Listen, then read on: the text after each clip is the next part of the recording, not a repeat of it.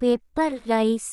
தேவையான பொருள்கள்: சாதம் 1 கப், மிளகு தூள் 1 தேக்கரண்டி, கடலைப்பருப்பு 1 தேக்கரண்டி, உப்பு 1/4 தேக்கரண்டி, நல்லெண்ணெய் 2 தேக்கரண்டி, கடுகு தாளிக்க, கொத்தமல்லி சிறிதளவு. செய்முறை: ஒரு கடாயில் நல்லெண்ணெய் ஊற்றி காய்ந்ததும் கடுகு போட்டு தாளிக்கவும். அதன் பிறகு கடலைப்பருப்பை சேர்த்து பொன்னிறமாகும் வரை வதக்கவும்.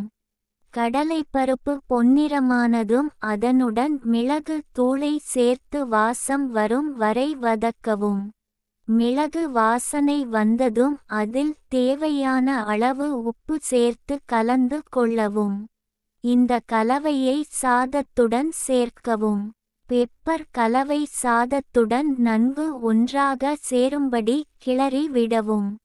இறுதியில் கொத்தமல்லி தழையை மேலே தூவவும். சூடான, சுவையான பெப்பர் ரைஸ் தயார்.